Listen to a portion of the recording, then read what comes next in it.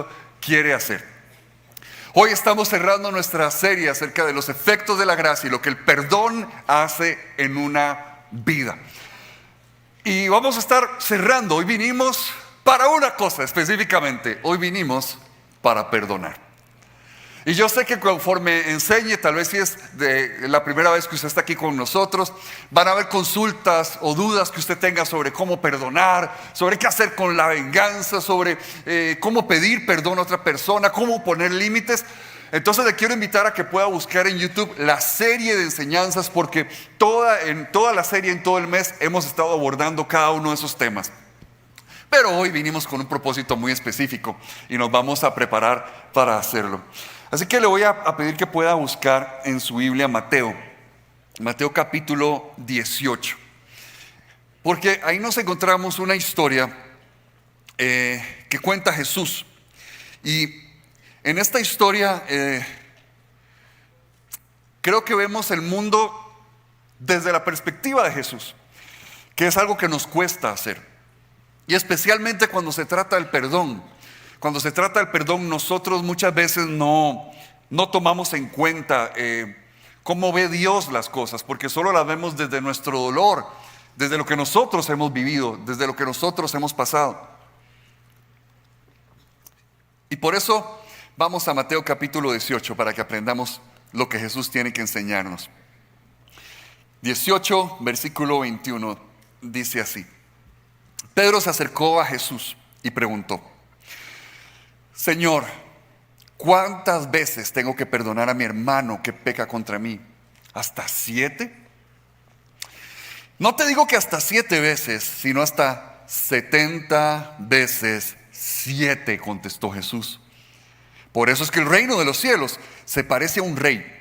Este rey quiso ajustar cuentas con sus siervos, y al comenzar a hacerlo, se presentó uno que le debía 10,000 monedas de oro. Como él no tenía con qué pagar, el Señor mandó a que lo vendieran a él, su esposa, sus hijos y todo lo que tenía, para así saldar la deuda. El siervo se postró delante de él. Tenga paciencia conmigo, rogó, se lo pagaré todo. El Señor se compadeció de su siervo, perdonó su deuda y lo dejó en libertad. ¿Sabe? Jesús nos está enseñando que desde la perspectiva de Dios vivimos en un mundo endeudado. Desde la perspectiva de Dios, todos hemos caído en una deuda. Porque esta historia que Jesús empieza a contar, Jesús me está echando el agua porque es mi historia. Probablemente la suya se parezca a esta también.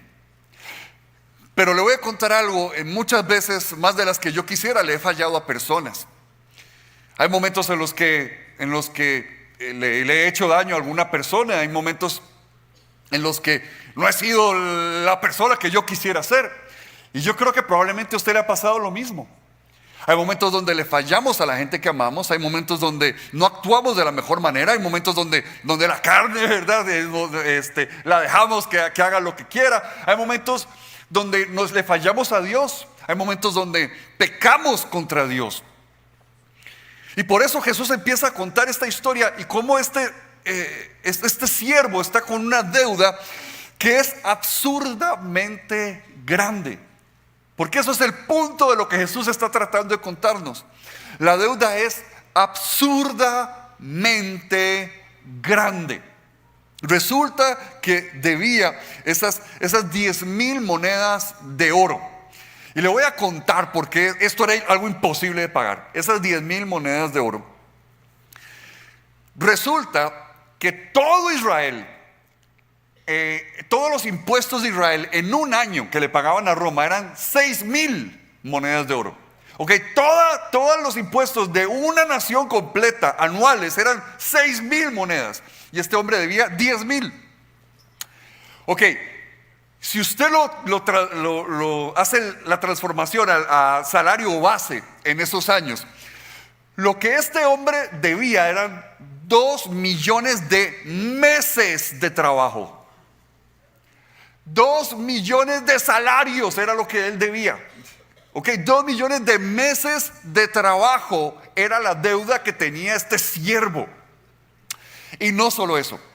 Hay un autor que explica que dice que en realidad que el número 10,000 era como el máximo que se usaba en la contabilidad antigua. Que lo máximo que llegaban, ¿verdad? Para contabilizar entonces las cosas era 10,000. Lo que hacía era que cambiaban, ¿verdad? Cuando llegaban a 10,000 de plata, entonces empezaban con el oro. Y este hombre llegó hasta 10,000 de oro. O sea, lo máximo de una deuda. Básicamente lo que Jesús está diciendo es: la deuda era tan grande que no se podía calcular.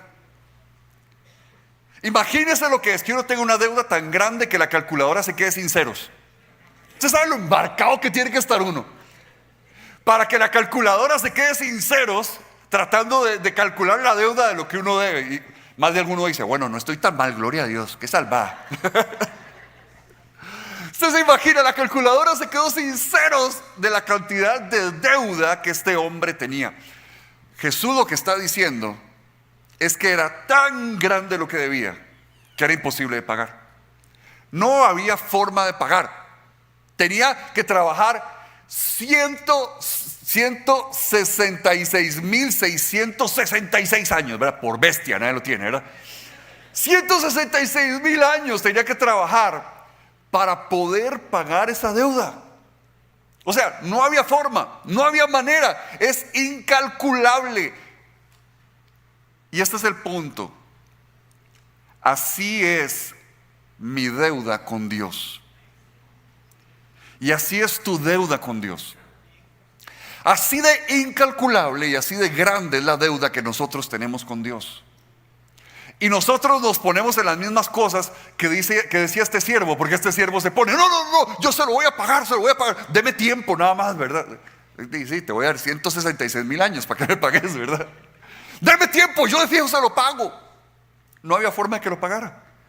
Y es que esa es la historia de cada uno de nosotros.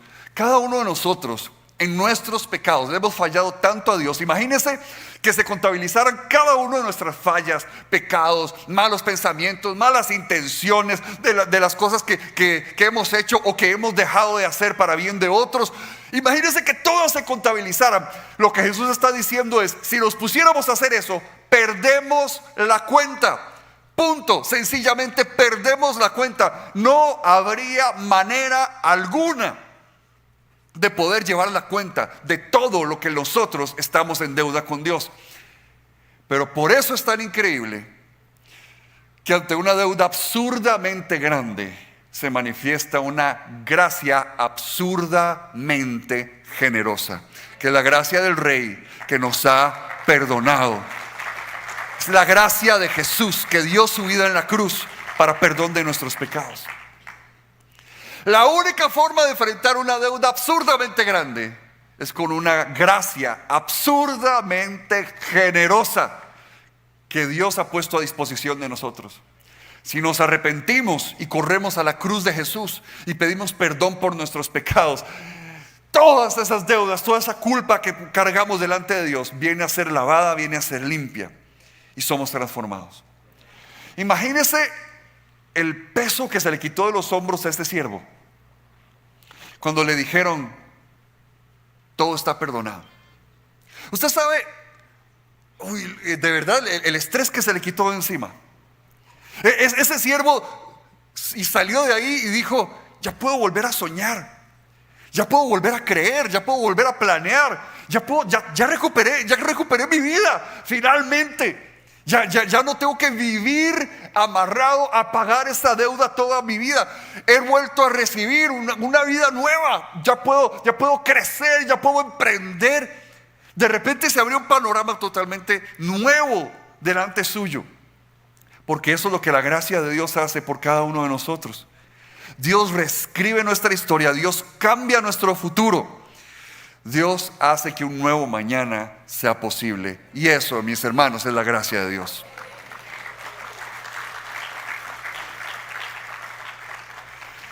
Ahora, el gran problema es que la historia no termina ahí.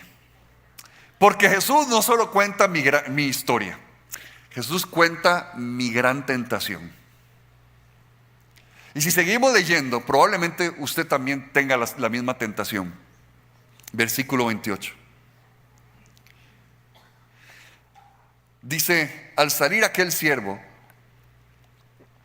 se encontró con uno de sus compañeros que le debía 100 monedas de plata. Lo agarró por el cuello y comenzó a estrangularlo. Y qué violento era, qué miedo ese tipo. Págame lo que me debes, exigió. Su compañero se postró delante de él. Ten paciencia conmigo, le rogó, yo te lo pago. Pero él se negó. Más bien fue y lo hizo meter en la cárcel hasta que pagara la deuda. Cuando los demás siervos vieron lo ocurrido, se entristecieron mucho y fueron a contarle a su señor todo lo que había sucedido. Y entonces el Señor mandó a llamar al siervo. Siervo malvado, le dijo, te perdoné toda aquella deuda porque me lo suplicaste. ¿No debías tú también haberte compadecido de tu compañero, así como yo me compadecí de ti? Y enojado, su señor lo entregó a los carceleros para que lo torturaran hasta que pagara todo lo que debía. Y así también mi Padre Celestial los tratará a ustedes, a menos que cada uno perdone de corazón a su hermano. Porque mi gran tentación es cobrarle hasta lo último el daño que otra persona me ha hecho. ¿Qué tentación es cobrarle hasta lo último al daño que alguien más nos ha hecho en la vida? Porque asumimos esa actitud, ¿verdad? En la que decimos, el que me la hace, me la paga. Y gloria a Dios, le metemos ahí para que suene espiritual, ¿verdad? Que me la hace, me la paga. Gloria a Dios. No sabe con quién se metió. Y se siente rico decir eso. El que me la hace, me la paga. No sabe con quién se metió. Ya van a ver. Ya va a ver. La tentación nuestra es cobrar la deuda que otros tienen con nosotros, a pesar de que nuestra propia deuda fue perdonada. Y lo que pasa es que nosotros tendemos a maximizar lo que hacen las otras personas, pero minimizamos lo que hacemos nosotros. Usted ha visto cuando uno anda en carro y otra persona se le mete a uno. ¡Qué barbaridad! ¡Qué animales! Es que manejan estresados, es que van tarde a las cosas, no sé por qué no salen con tiempo, es que ahora ya no se puede manejar seguro, es que es demasiado tonto, es que es un animal, ¿verdad? Y uno se enoja todo con el otro. Pero cuando es uno el que mete el carro, es que no dan campo, es que si la gente fuera más cortés, es que qué barbaridad. Es que un error lo comete cualquiera, me metí sin querer, disculpe, no lo vi, no tenía por qué ponerse malcriado. Pero entonces, cuando otro lo hace es el más animal. Cuando uno lo hace es porque uno es la víctima y porque uno iba tarde y porque nadie le tiene cuidado o porque los otros no entienden, ¿verdad? Así vivimos con esa pequeña hipocresía presente constantemente. Nosotros no somos tan malos, los otros son demasiado malos. Nosotros en general, ¿verdad? Pensamos, bueno, es que yo no soy tan malo como son otras personas. Sí, no soy perfecto, pero tampoco soy el más malo de todos. Y entonces lo que otros hacen es enorme, pero lo que yo hago, soy una santa paloma. La deuda que tenía este otro siervo eran 100 monedas de plata. ¿Sabe cuánto era eso? 3 meses de salario. Al otro le perdonaron 2 millones de meses y este no podía perdonar 3 meses. ¿Cómo es posible que alguien que experimenta una gracia tan abrumadora, tan absurda, no sea capaz de mostrar gracia a otra persona? Esa es la perspectiva de Jesús. Esa es la pregunta que se hace Jesús. Jesús dice, ¿cómo alguien a quien se le ha dado tanta gracia es incapaz de mostrar un poco de gracia a alguien más? Porque ese es el asunto. Todos queremos ser perdonados, pero nos cuesta mucho perdonar. Todos queremos que alguien nos perdone por nuestros errores y nuestros daños. Todos queremos ser perdonados por Dios. Pero cuando se trata de perdonar a otros, no estamos dispuestos a hacerlo. Ahora, ¿será que Jesús está diciéndonos que ignoremos el daño que alguien nos ha hecho? ¿Será que Jesús me está pidiendo eso porque tal vez el daño que a usted le hicieron no se siente como esos 3 meses, se siente como los 2 millones de meses? Tal vez usted dice, es que usted no sabe la agresión que yo pasé, usted no sabe el abuso que yo pasé, o es que usted no sabe el daño a mi salud que me causaron.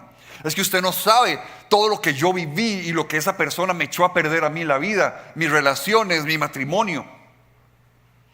Tal vez la deuda así no se siente como esa de 3 meses y uno dice, es mucho más grande. ¿Sabe? Todo el capítulo 18 de Mateo es el capítulo del perdón, así que léaselo en la casa para que pueda entender todo el contexto de lo que Jesús está tratando de enseñar. Pero esto que estamos leyendo es el cierre, con donde culmina Jesús la enseñanza del perdón. Pero empieza ese capítulo diciendo que tenemos que ser como niños, que tenemos que tener esa inocencia en el corazón y vivir como niños en nuestro corazón y en nuestra vida. Y dice algo en el versículo 6, dice: pero si alguien hace pecar a uno de estos pequeños que creen en mí, está hablando de todos aquellos que decidimos hacernos como niños, a uno de estos pequeños que creen en mí, más le valdría que le colgaran al cuello una gran piedra de molino y lo hundieran en el fondo del mar. Estas palabras son de Jesús. Si alguien le hace daño a uno de estos, si alguien se mete con la inocencia de uno de estos, mejor sería atarse una piedra al cuello y lanzarse al fondo del mar. ¿Sabe? Jesús lo que está diciéndonos es que hay un Dios que va a hacer justicia en algún momento. Que toda persona que ha sufrido ese ataque, ese abuso, eso que se ha levantado en contra de su vida, ese daño, toda persona que ha sufrido eso tiene que saber que el que lo hizo tendrá que responder a Dios. Jesús está diciendo: con estos niñitos, con estos chicos míos, con mis hijos, nadie se mete, se las tiene que ver conmigo. Jesús lo que nos está enseñando es algo que ya aprendimos, que la venganza está en las manos solamente de Dios, porque solo Dios es capaz de sostener algo tan pesado como la venganza. Los seres humanos no tenemos la fuerza, no tenemos la capacidad, nos destruimos, nos enferma sostener la venganza en nuestras manos. Por eso la Biblia enseña que esa venganza hay que ponerla en las manos de Dios. Dios se encargará, Dios verá cómo hace las cosas, pero nosotros vivimos confiados de que hay un Dios que nos ama y un Dios que nos defiende. Amén.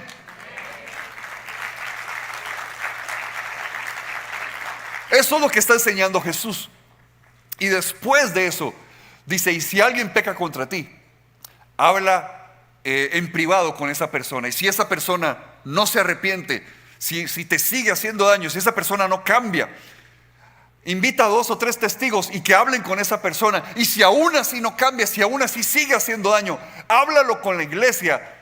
Y dice el versículo 17: y si incluso a la iglesia no le hace caso, trátalo como si fuera un incrédulo.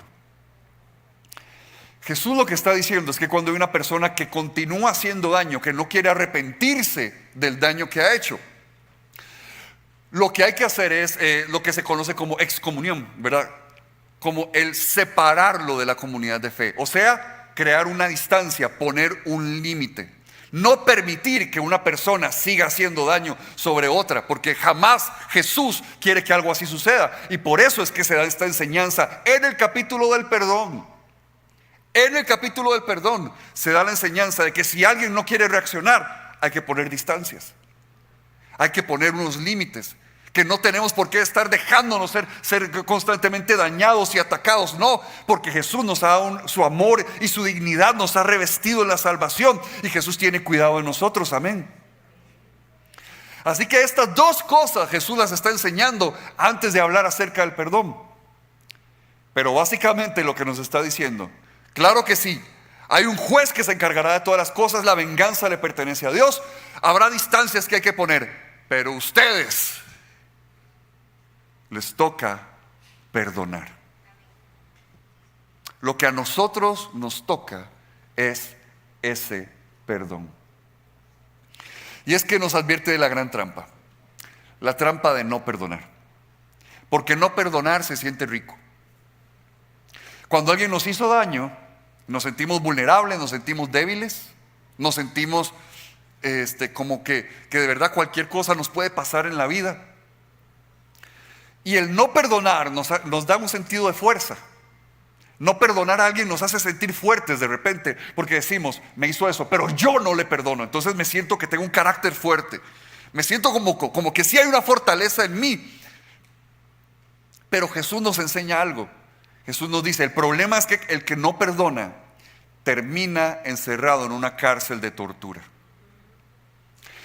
Cuando no perdonamos, vamos a terminar encerrados en una cárcel de tortura. Vamos a terminar siendo torturados por el dolor, por las memorias, por los pensamientos. Vamos a terminar siendo torturados por las cosas que hemos vivido. Vamos a terminar siendo torturados por los complejos que eso nos causó, por las inseguridades que eso nos causó. Vivimos siendo torturados constantemente porque no hemos perdonado. Y Jesús nos está diciendo, la falta de perdón es una trampa, ¿no te has dado cuenta?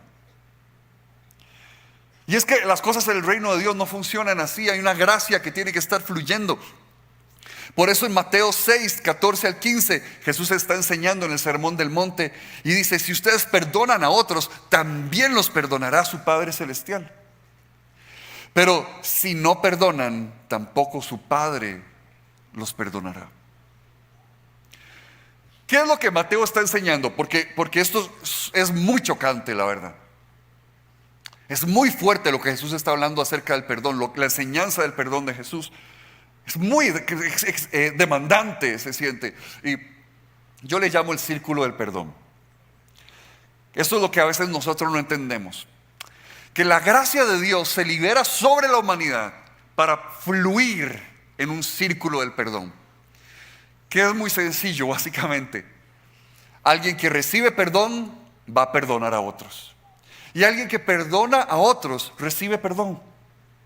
Ese es el círculo de la gracia, donde la gracia fluye constantemente y el perdón fluye para que haya perdón, para que haya gracia en un mundo que está en una deuda enorme los unos con otros y con Dios. Y por eso se necesita que la gracia esté fluyendo para la sanidad de la humanidad. El problema es que cuando no perdonamos, cortamos ese río de gracia. Cuando no perdonamos, cortamos el fluir de la gracia en el mundo. Y por eso es que Jesús dice que pasa esto. Pero el perdón es lo que nos permite que la gracia siga fluyendo en la humanidad, que la sanidad siga fluyendo en la humanidad, que el perdón de Dios siga sanando a una humanidad que está quebrantada y urgida del perdón de Dios. Amén. Y por eso el perdón es un regalo que se multiplica. Y el perdón, sobre todas las cosas, cambia el futuro, cambia la historia. Y hoy vamos a aprender acerca de una pareja que cambió la historia de su vida gracias al perdón.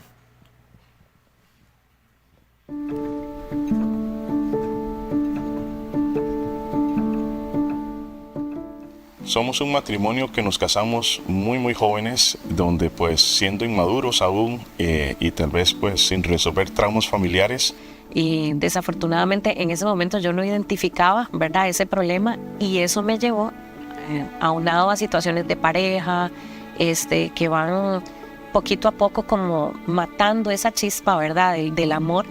Tomamos malas decisiones, empezamos a realizar acciones tal vez que no iban en función o no beneficiaban nuestro matrimonio.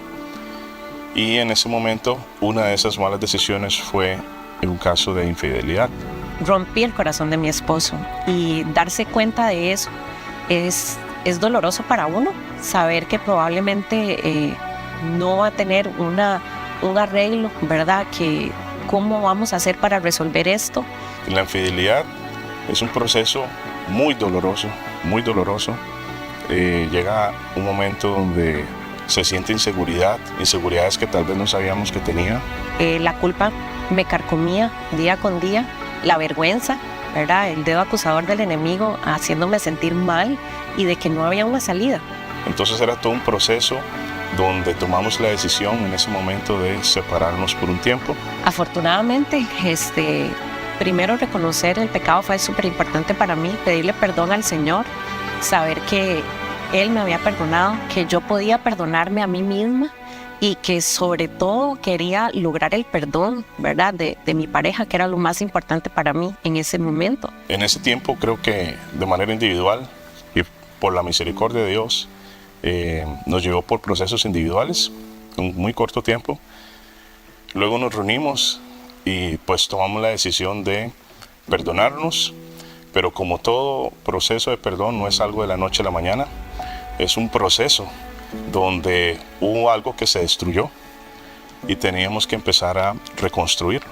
Muchas veces pensaba que si hacía algo iba a lograr reconquistar su corazón, pero que las dudas que habían en el corazón de él no lo iban a traer de vuelta, no iban a traer de vuelta la relación que en un inicio teníamos. Y ese reconstruir es un proceso que más o menos nos tomó cerca de 4 años. Para la gloria de Dios, hoy somos un matrimonio con casi 22 años de estar juntos. Eso puedo decir al día de hoy, es el primer fruto de ese perdón, donde hubo un arrepentimiento, hubieron acciones, frutos de arrepentimiento. Lo más bonito fue que después del perdón, Dios nos regaló nuestros hijos.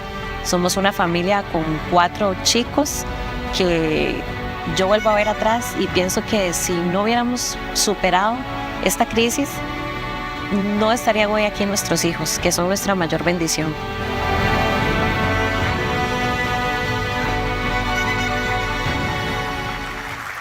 Eso es lo que el perdón es capaz de hacer. El perdón es capaz de cambiar la historia. El perdón es capaz de crear nuevos futuros donde parecía que se quebró todo. El perdón es capaz de transformar realmente la historia de una persona, de una familia, de una nación,